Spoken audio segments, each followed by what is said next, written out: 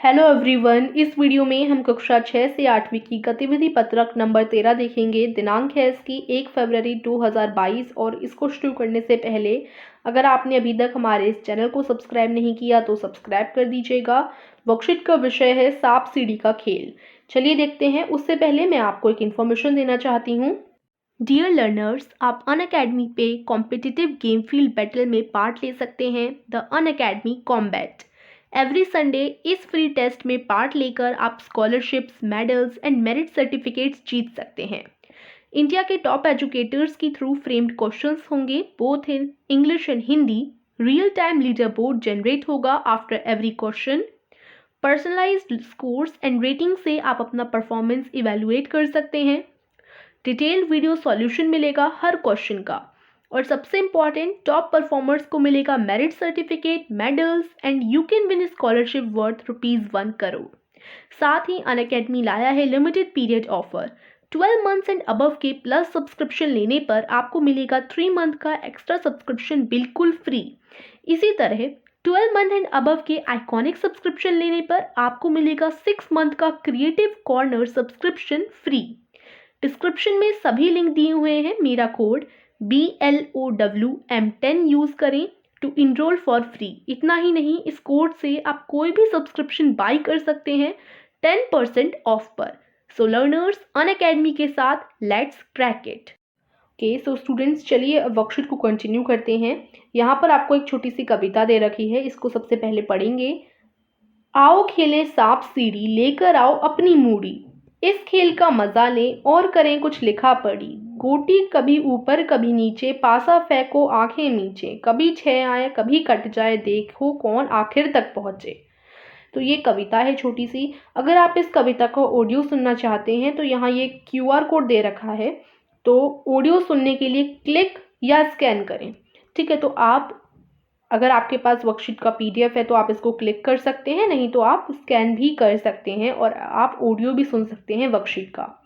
ठीक है, और यहाँ साइड में ये आपको क्या दिखा रखा है, ये आपको सांप सीढ़ी का खेल दिखा रखा है। आप सभी को पता होगा सांप सीढ़ी आप सबके घर में होगी और आप लोग खेलते भी होंगे। तो इसे खेलने के लिए हमें क्या क्या चाहिए, आवश्यक सामग्री देख लेते हैं। एक पासा चाहिए, अलग अलग रंगों की गोटियां, बस यही चाहिए होता है। और बाकी आपके पास सांप सीढ़ी का बोर्ड होना चाहिए। इस तरीके से डाइस होता है और गोटियां होती हैं।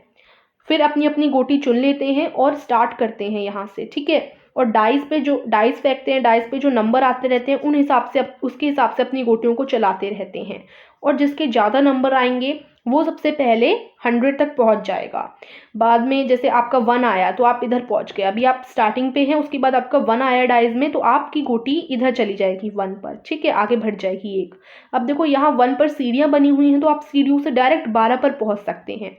लेकिन अगर मान लीजिए आप 10 पर पहुंच गए तो 10 पर सांप बना हुआ है तो आप सांप से कटकर वापस से 2 पर आ जाएंगे। ठीक है, ये आप सभी को पता होगा, इसलिए इसका नाम सांप सीढ़ी है। आप सांप से कट भी सकते हैं और सीढ़ी से ऊपर भी जा सकते हैं। और डाइस में जिस हिसाब से नंबर आते रहते हैं उस हिसाब से आप आगे बढ़ते जाते हैं।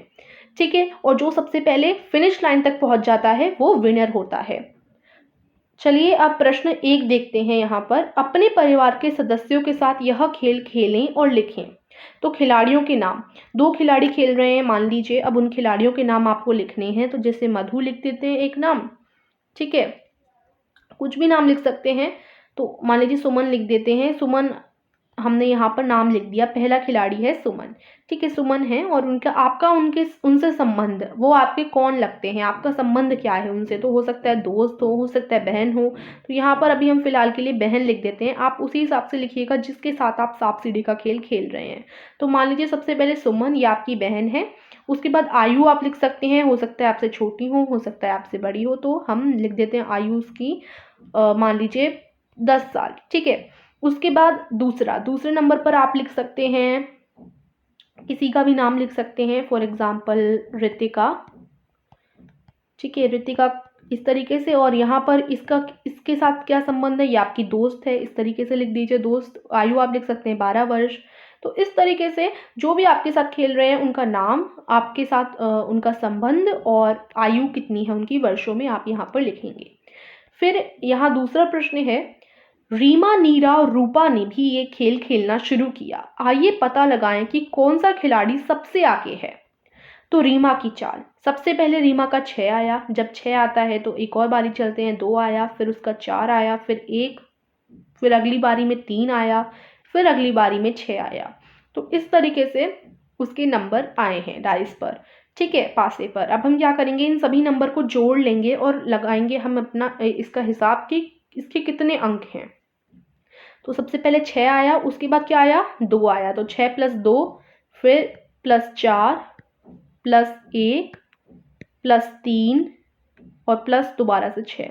तो इस तरीके से जितने भी नंबर्स आए हैं उनको यहाँ पर आप लिख देंगे। 6 + 2 + 4, उसके बाद क्या आया, 4 के बाद 1 आया, तो यहाँ 1, फिर 3 और फिर दोबारा से 6, ठीक है। ये सारे नंबर्स उसके आए। अब इनको जोड़ने पर कितना आंसर आएगा, तो 6, ये 6 6 14। तो इस तरीके से अगर आप जोड़ेंगे तो अंकों में 22 इसका आंसर आ जाएगा, ठीक है। जोड़ने पर इन सभी नंबर्स को 22 आंसर आएगा।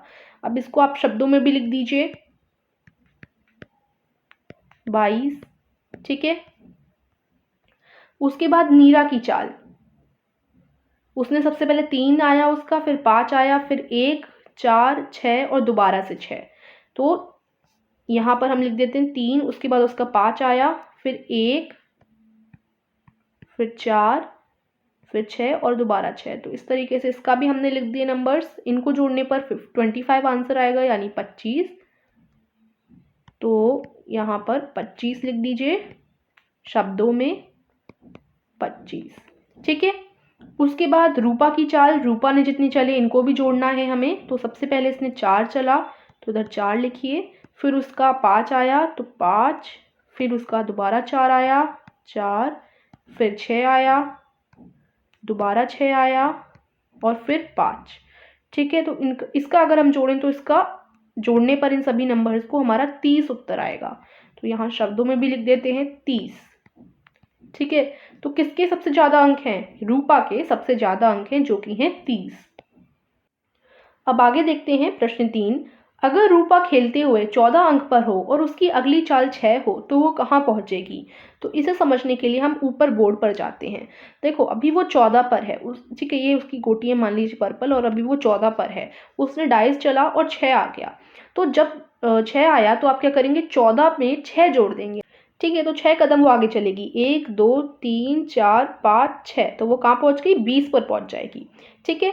तो आप 14 में 6 जोड़ देंगे, अब वो यहाँ पर 20 पर पहुँच गई। फिर 20 से देखो यहाँ पर इस बोर्ड के हिसाब से 20 पर सीढ़ी बनी हुई है, तो 20 से वो डायरेक्ट 31 पर पहुँच जाएगी, ओके। लेकिन अभी हमें इस बोर्ड के हिसाब से नहीं बताना, अभी हमें ओनली इतना बताना है कि अगर वो 14 अंक पर है और उसका 6 आया तो वो कौन से अंक पर पहुँचेगी। तो इसका आंसर आप लिखेंगे 14 + 6 = 20, ठीक है। तो बस इतना ही आप इसके आंसर में लिखिएगा।